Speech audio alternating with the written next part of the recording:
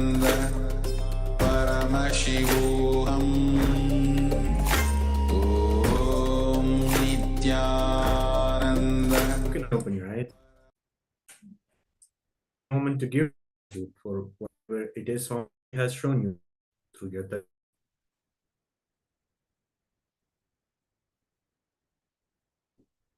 This you can remove blindfold and start penning down whatever it is was to you. The color, shapes, experiences, clicks, whatever it is was shown to you. Write it. Will not show you what was being projected.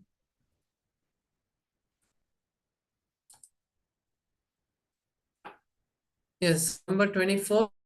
And if you're able to see this number, beautiful, have started manifesting the power.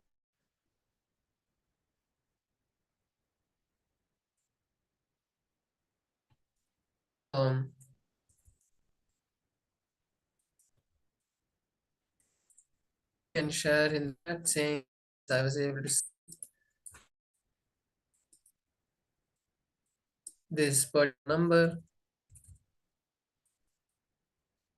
or if you're able to see any other number also, that is perfectly fine.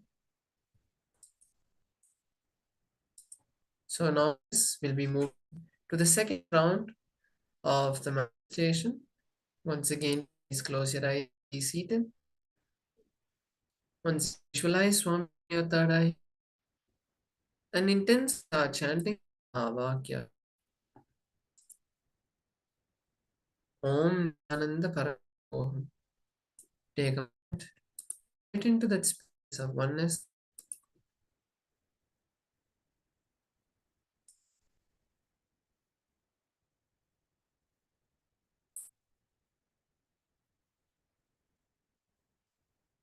Now be projecting the next number for all of you. Rekamaji to reveal what is projected.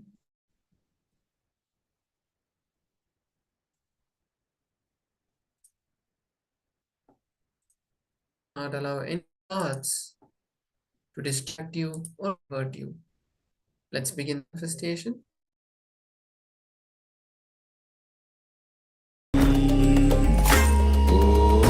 Om Nithyananda Paramashivoham. Om Nithyananda Paramashivoham. Om Nithyananda Paramashivoham. Om Nithyananda Paramashivoham. Om Nithyananda Paramashivoham. Om Nithyananda Paramashivoham. Om Nithyananda Paramashivoham. Om Nithyananda Paramashivoham. Om Nithyananda Paramashivoham. Om Nithyananda Paramashivoham. Om Nithyananda Paramashivoham.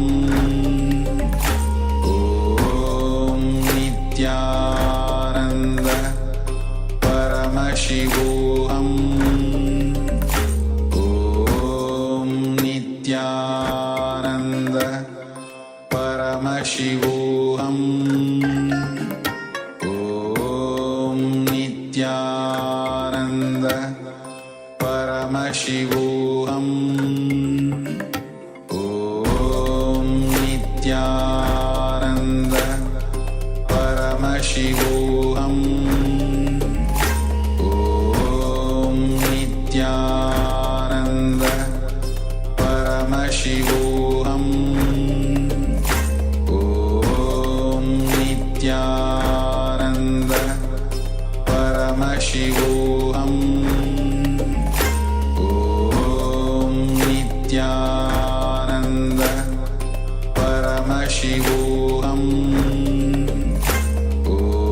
Om Nithyananda Paramashivoham Om Nithyananda Paramashivoham Om Nithyananda Paramashivoham Om Nithyananda Paramashivoham Om Nithyananda Paramashivoham Om Nithyananda Paramashivoham Om Nithyananda Paramashivoham Om Nithyananda Paramashivoham Om Nithyananda Paramashivoham Om Nithyananda Paramashivoham Om Nithyananda Paramashivoham Om Nithyananda Paramashivoham Om Nithyananda Paramashivoham Om Nithyananda Paramashivoham Om Nithyananda Paramashivoham Om Nithyananda Paramashivoham Om Nithyananda Paramashivoham Om Nithyananda Paramashivoham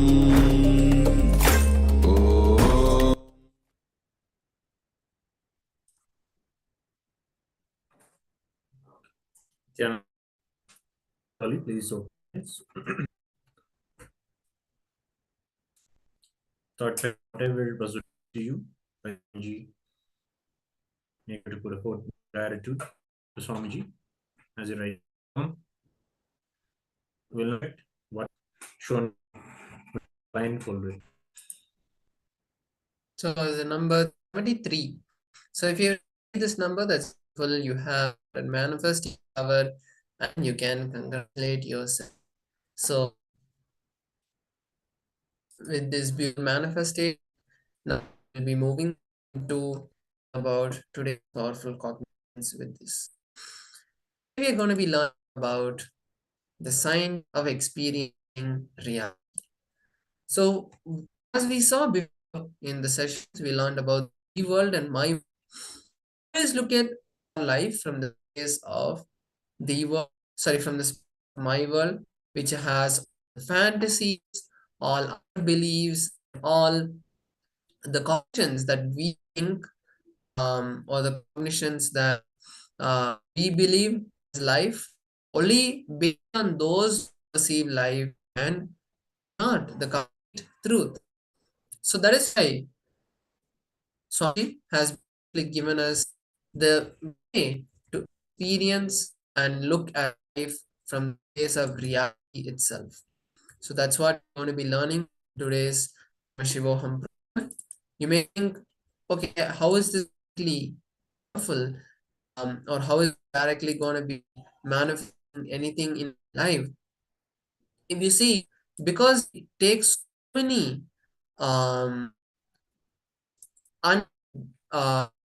thought through decisions or take any decision because of impatience or not able to understand taken decisions. When we do all of that, we make permanent damage in our life. Why do we do this? Because we don't know the complete picture. We don't know the big picture of reality. That is why we take rash decisions and do things that can never be reverted. So Swamiji has beautifully given us this opportunity today to learn about the science of looking at life, the actual reality that is. So now be in the state of listening and let us move into the beautiful session.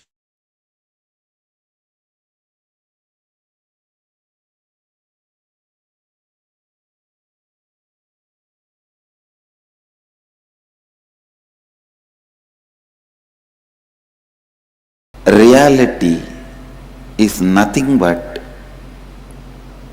your alliance with real. Listen, it is not your experience of real, it is your alliance with the real. Whatever is real is there on side. You need to experience, you want to experience, is there on side. These two having alliance and coming to some conclusion is reality. Many times people think all these intellectual truths, ideas are not required. I tell you, no. Your whole life is nothing but intellectual clarity. Why you don't go and put your hand in the electricity? Because you know you will be killed. Why you don't go and put your hand in the fire? Because you know you will be killed. So intellectual clarity, intellectual understanding is required for life. If somebody is teaching you the ideas, no, all these big principles, intellectual jugglery is not required, no. They are trying to keep you in darkness. Maybe they do not know how to expand and explain these principles. They do not have a passion to understand or make you understand. Please listen. Just like a simple rules are there, don't touch the fire, you will not be burnt. Same way, simple rules are existing to be out of suffering. Simple rules exist to be successful. It is so unfortunate, you are never allowed to believe that there are simple rules exist to be out of suffering and to be in completion and to be successful. Are you struggling in a big way, not to be burnt by the fire, not to be electrocuted? No. You don't struggle. It became your lifestyle when you understand and start living. Listen, same way,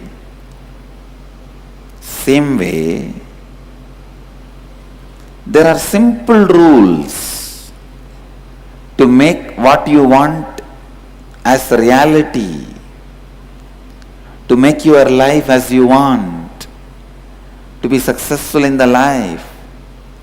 It is so unfortunate. Neither we have been told it is possible, nor we try to make it possible. So we continue to suffer and we think, all this knowledge, all these ideas, not for me. I am an ordinary housewife, I am an ordinary man, householder. How will I be able to understand all these things?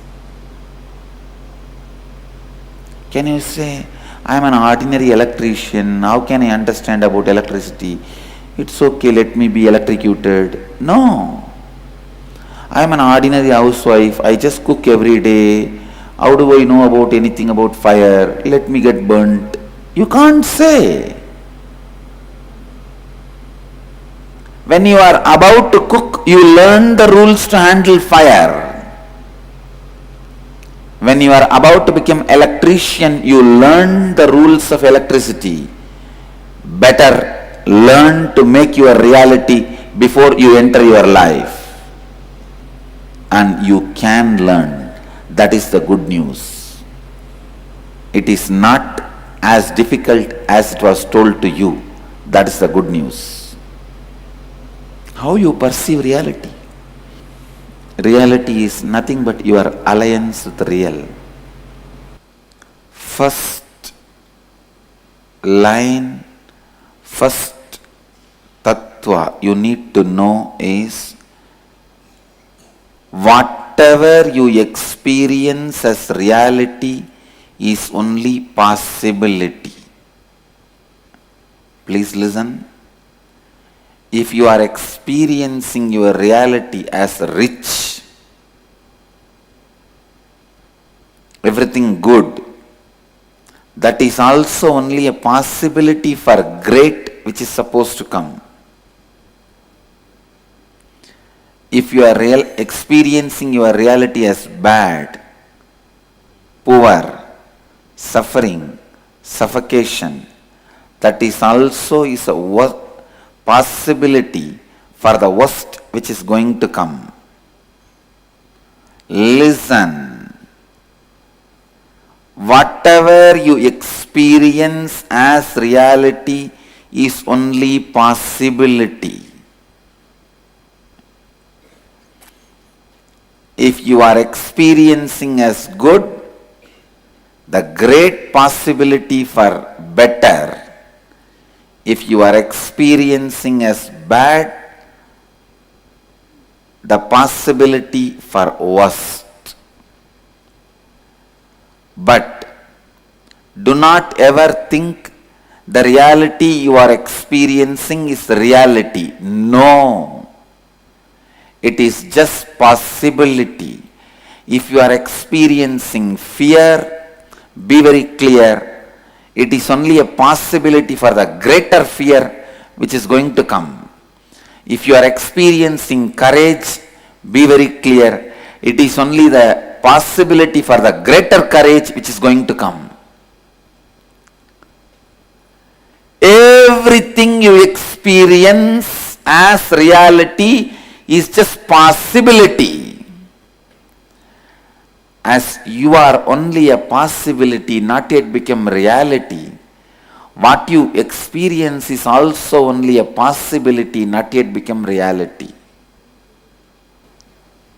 You realize your reality, anything you experience is not reality. As long as you remain as a possibility, still need to be opened, experienced, explored. Your reality also remains as possibility. If you live authenticity, you will strengthen the right possibilities to happen. If not, you will allow your unconscious possibilities to open. That's all is life. Understand the essence of life. Dhyan se suniye.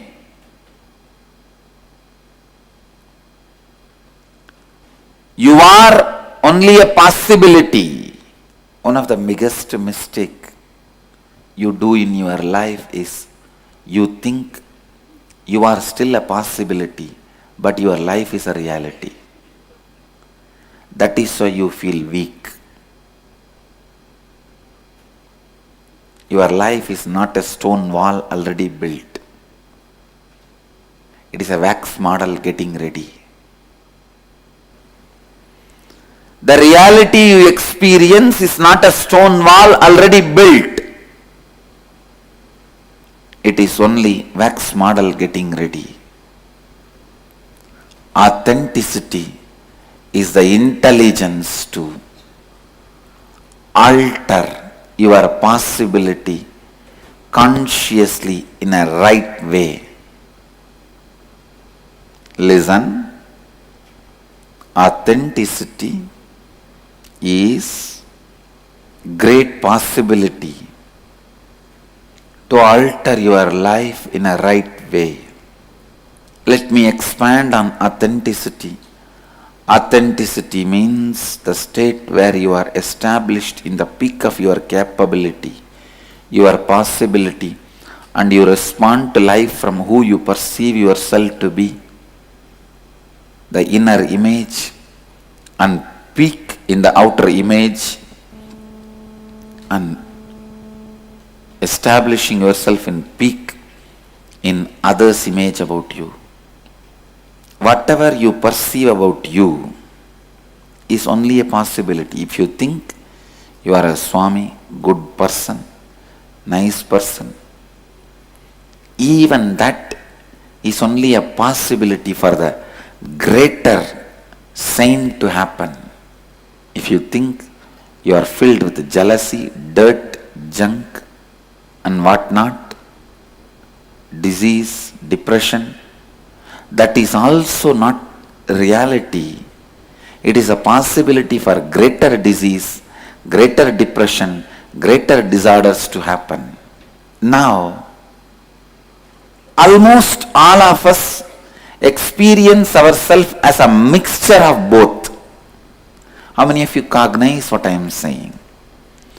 You experience yourself as a mixture of both. Little health and little disease, little goodness, little badness, little joy and little depression, little reconciliation and little fight, and little wealth and little poverty. So you are a possibility for any extreme. In a way, you are a possibility for any possibility.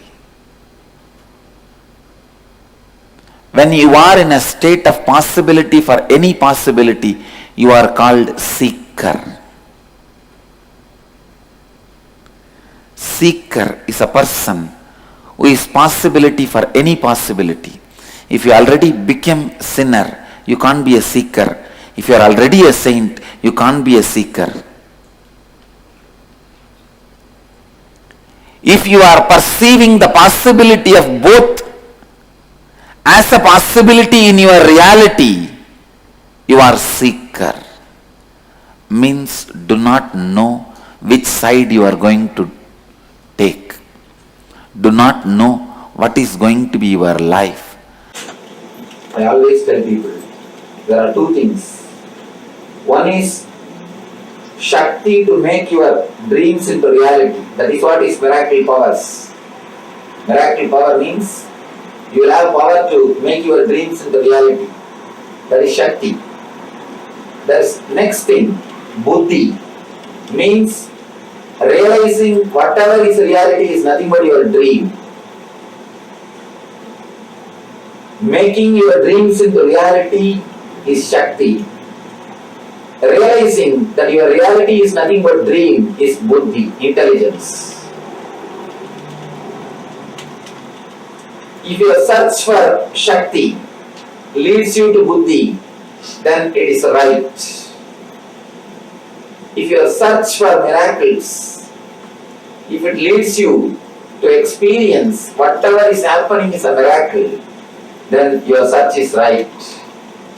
But if your search stops just in few miracle powers, you miss the real miracle, which is universe, which is existence. The greatest miracle is realizing the whole universe in your being, or your being in the whole universe. When you travel in your search of the miracles, when you start in your path, step by step you come upon few miracle powers. If your energy is getting solidified, in the second step you get the power of intuition. Intuition means seeing the things before it happens. People ask me, Swamiji, how can we see the things before it happens? It is just against the logic. It is just against the logic. How can we see before things happen? It is not against the logic. Because whatever you think as past or future is nothing but the projection of present. Now there is a new thing which is going on among the physics scientists. A new talk, parallel universe. If black hole happens in some place, in some other corner of the universe, Big Bang happens. Big Bang and black hole, they continuously happen parallelly. Continuously somewhere black hole is happening, and the parallel side of the universe, the other side, same way Big Bang is happening. If the Big Bangs are happening, black holes are happening. When you don't know the connection, you think it is a two independent incident. If you understand the connection, you will understand it is not two separate incidences. It is just cause and effect, that's all. They say even a single atom cannot move without creating effect in the other side of the universe. If an atom moves in a place, the other side, parallelly, another atom moves. If you understand this parallel universe theory, you will be able to understand your future and past are not two independent things. They are just deeply related with the present. Understand the time as a shaft. Actually, time is a shaft. One side is past incidences, other side is future incidences. Center present. You never touch the time shaft actually. You are always pulled in the past or by the future. You always live in the past or live in the future. You never touch the present moment.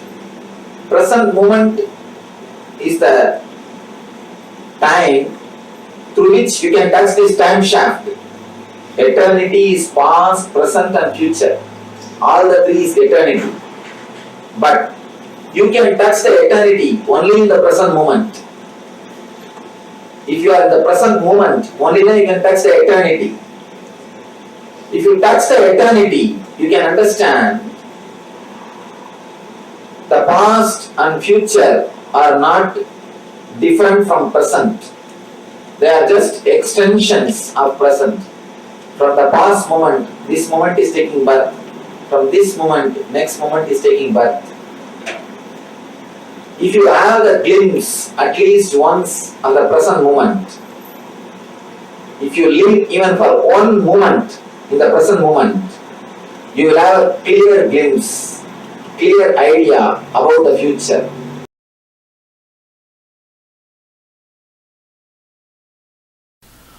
Only when you complete with all the hatred you carry with the outer world, you wake up to the reality. It is nothing but all the hatred you have towards the outer world is the extension of the hatred you carry inside. The hatred towards you. If you are, for example, if you hate Easterners or Westerners, only if you complete and completed that hatred, you will understand it is nothing but one part of you are hating, you are projecting it on others. I am not talking it as a philosophy. I am talking this as everyday strategy planning. The day-to-day strategies for your life. The first thing, human beings go on fantasizing, go on visualizing this all should happen in my life, but go on continuing to have the lifestyle, thinking style, working style completely opposite to what they want to achieve.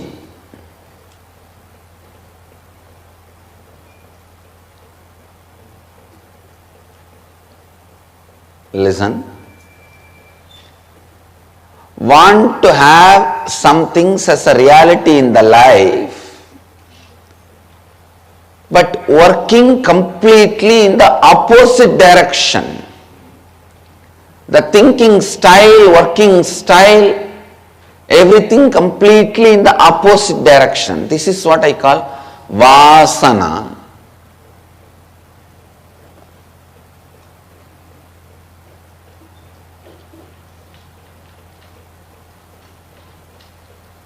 It is like there are some fellows who wanted to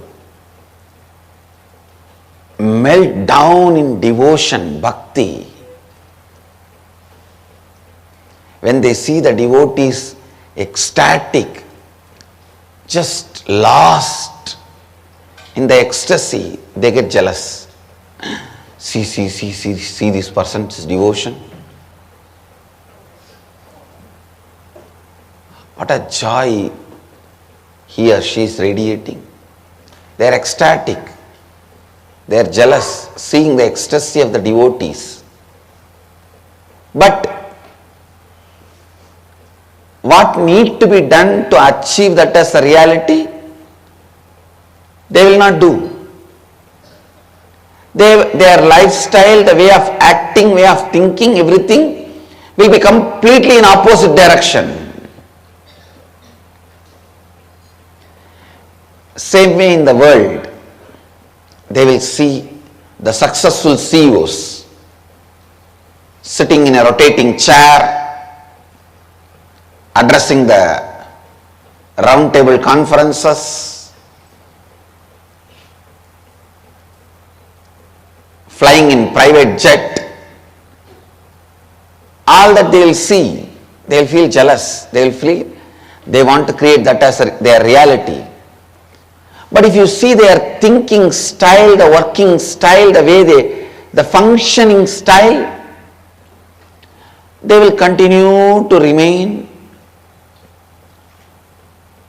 in their default thinking, feeling, acting, living style, which is completely opposite to the reality they want to cause.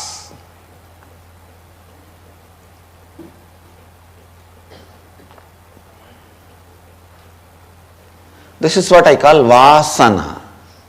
Please understand.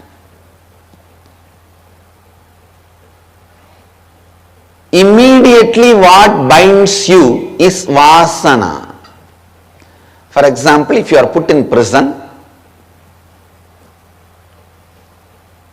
police, judiciary, prison authorities, all of them only largely bind you. But immediately what binds you is the bar, the door, and the lock and key with which the door is locked. That only immediately binds you. Same way, the maya, ignorance, all that only largely binds you. But vasana is the door, gate, immediately binds you. Many times you do not know who is that officer who convicted you or who is that officer who locked you up. But you will feel the suffocation, boundedness when the door is locked.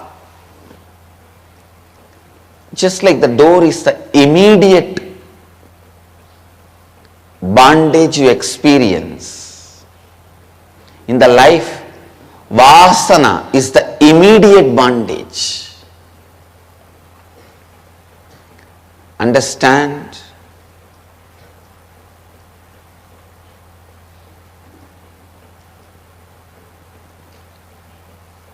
One good news you have is, in the system of the country law, even if you escape from the immediate bondage, like you break the prison and run away, the largest bonding system, the police or all that system, they will somehow bring you back and put you in the another prison.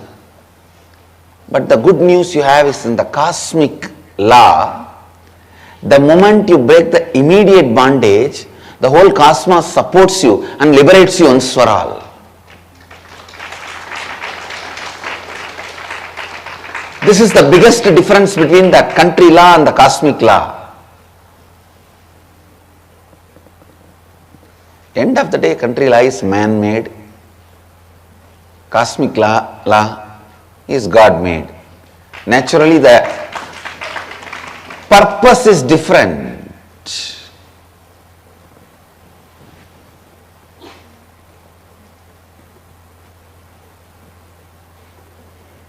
Understand?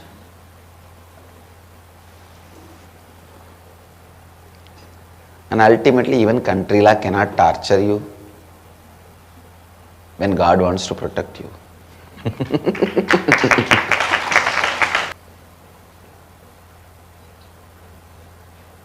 God has a space even in the hearts of the people who execute country law. So He knows, and still He has a lot of people through whom He can operate running the country law.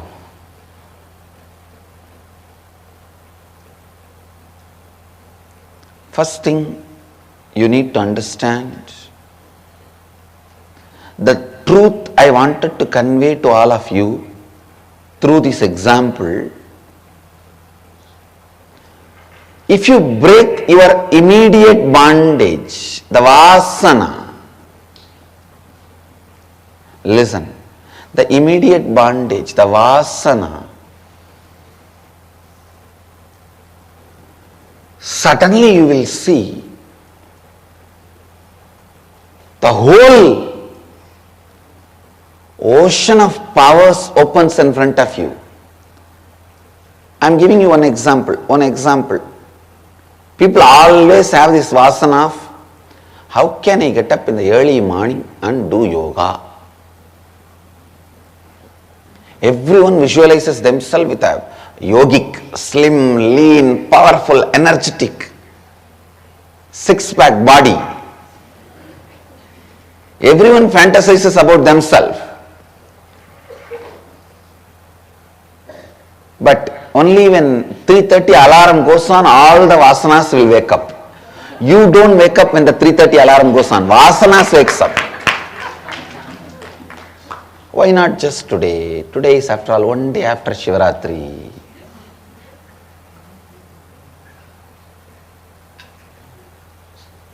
Listen, everybody goes on fantasizing a yogic body. But morning 3:30 when the alarm goes on, everybody wants to be a rogi. No, I am feeling sick. See, I am having little throat ache and little, I think my back has a pain. Understand? Just to escape from yoga, you make yourself a rogi. That is what I call self-blackmailing. And after 3-4 times, actually itself you will start having back pain. And saying no. Finally what happened? What is your reality, the reality you want to cause, and what path you are traveling? Completely opposite. And the good news is, even if you break that one vasana, that morning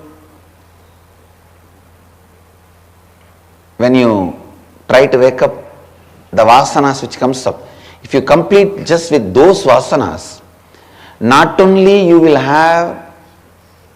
do yoga and you will have a healthy body, please understand that will break the whole tamasic nature of your life. Means that whole postponing, inertia patterns of life.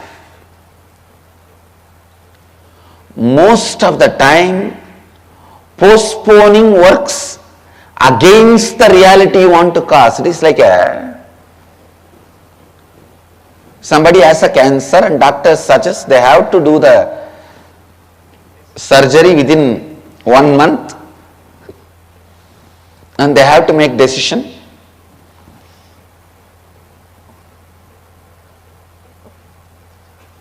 Like this, one person came to me. I asked, you say doctor says you have to decide within a month. What have you decided? The person says very unconsciously, no, I have not yet decided, I am postponing. I said, already 1 month is over, some decision you have to take. No, I am postponing. Then I told that person, at least be very clear. Don't say you are postponing, you are deciding not to decide. The disease is not going to wait till you give your order. Every day you postpone the decision. Don't use the sweet word postponing. Use the right word, I am deciding not to decide.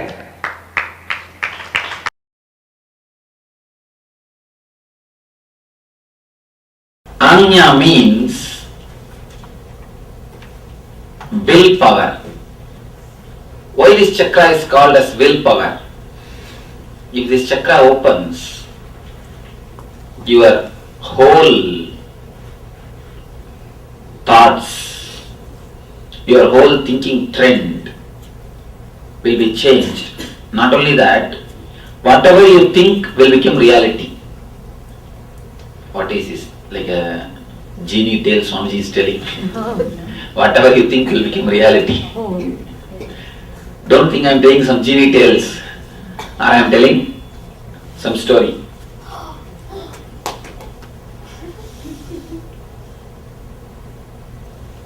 See these organizers sitting here.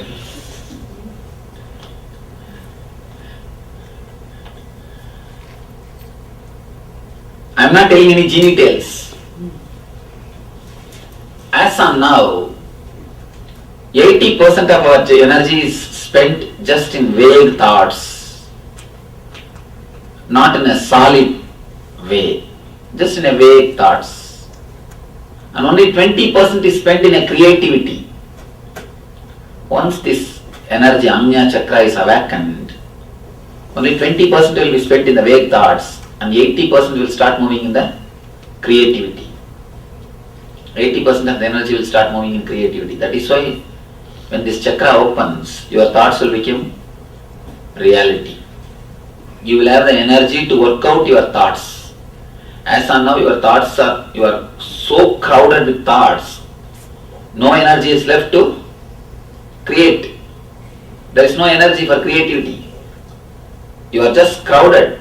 You are nothing more than a crowd of asylum, crowd of madness. You are nothing more than a big asylum. But when this chakra opens, number of thoughts reduce and the intensity of thoughts increase. Intensity increases. It becomes more powerful and more deep.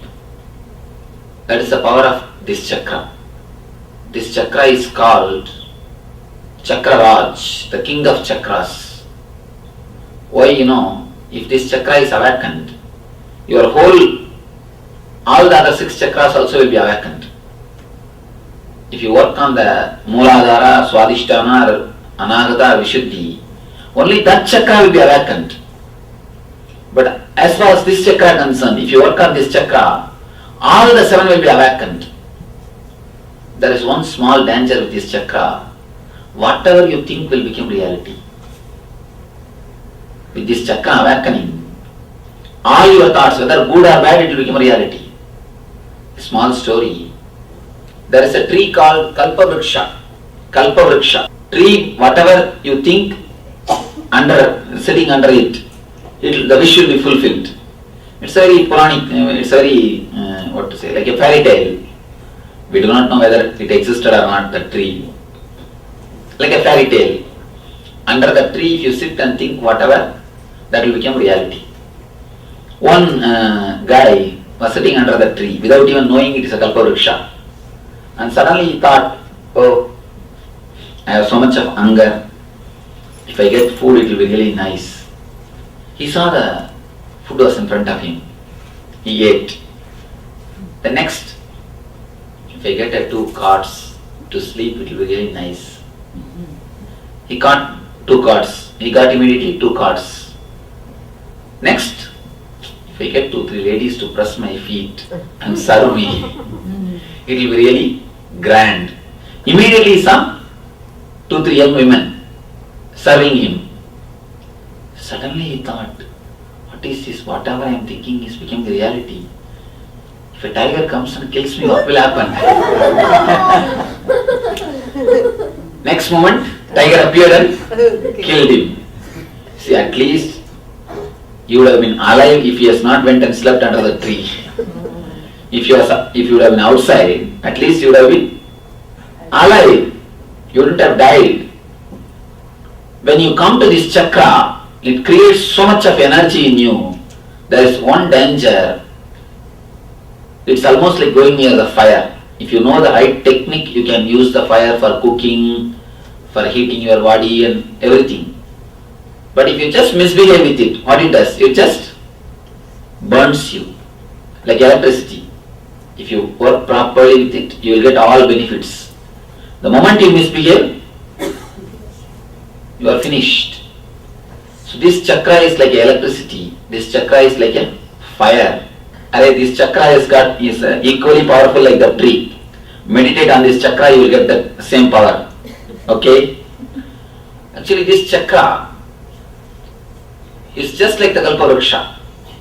Whatever you think, the thought will get the power. One thing you should understand, I want you to understand. If the number of thoughts are more, the intensity will be less. If the quantity is more, quality will be less. If the quantity is less, naturally, the quality will be more. When this chakra is awakened, that is what happens. The quality is increased, quantity is reduced. With ego, this chakra gets locked. When you identify yourself with anything outer, this chakra gets locked. When you start living an innocent, simple life, when I say the word innocence, I mean totally different. Let me explain it to you. The energy of this chakra opens.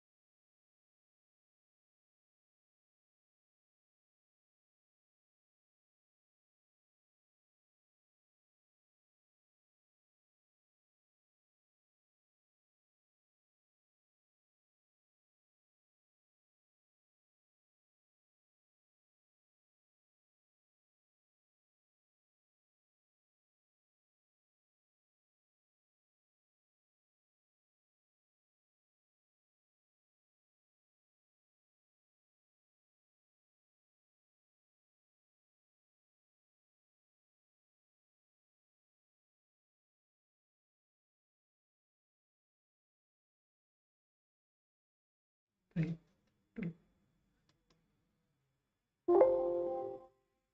Nithyananda. So beautifully, Swamiji explained about the powerful truths of how to experience reality. And now let us internalize these powerful cognitions in our life. Swamiji beautifully says that your eyes are just an instrument. Many times you see that you are gazing somewhere, but you are not processing that information. What is being seen is not being registered inside you. Just remember, you are seeing through your eyes. If you look through your eyes, if you hold this powerful cognition and look through your eyes, you will suddenly see that you are witnessing everything. You are not the two holes called eyes, you are only seeing through the two holes called the eyes. So internalize and pen down now at least 10 powerful truths that clicked with you, and see and write down how you can apply these truths in your life.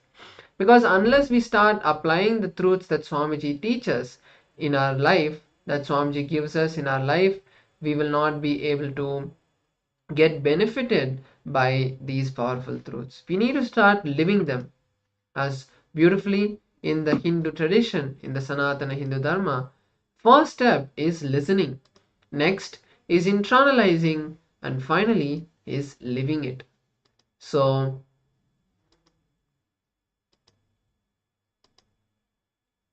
let us now take a few minutes to internalize these powerful truths and see how we can start implementing them in our life.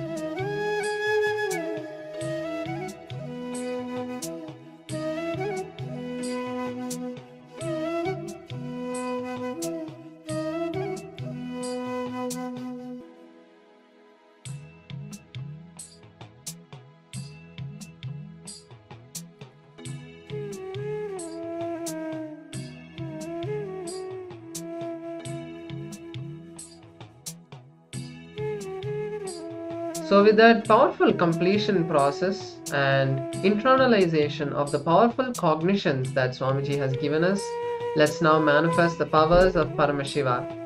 And today we are going to be manifesting the power of will. And the power of will basically is the ability to declare something and make that happen in your life.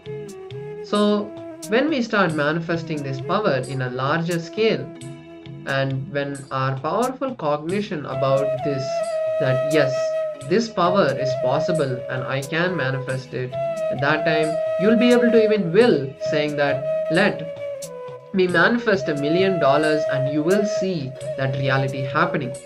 So the beautiful power of will comes from the Shiva Samhita, where Paramashiva beautifully says, gives the sutra to manifest the power of will. He says, Icha Shaktir Uma Kumari. The meaning of this beautiful verse is, his will is Uma or Shakti, and that expresses as the Icha Shakti when we manifest it. That energy which we manifest, the desire energy that we express is called Icha Shakti. The desire energy is called Icha Shakti. So that Paramashiva's will, which is called Uma, when it manifests through us as desire, is called Icha Shakti. So now let us move into the power manifestation. We are going to be manifesting the power of changing the temperature of a particular object, and in the first round of manifestation we are going to be changing the temperature of our own body. We are going to be aiming to decrease the temperature, but if it increases, that's perfectly fine. So to manifest this power, first take the measurement of your body. If you don't have a thermometer, that's perfectly fine. You can also manifest this power just by touching yourself and seeing. Obviously you might not be able to see the direct change, so whatever feeling, based on how you feel, you can share that as your manifestation. So first take a base measurement of your temperature, of your body's temperature, and then write it down on a piece of paper or on your phone, note it down, and then you will be entering the power manifestation, where you connect with Paramashiva, intensely declare that Paramashiva, I am going to be changing the temperature of my body, bringing it down. And at the end of the manifestation, we'll be once again verifying this. So at that time, you can once again take the measurement of your body's temperature. Now let us enter the manifestation. Please close your eyes, and first, if you're not taking the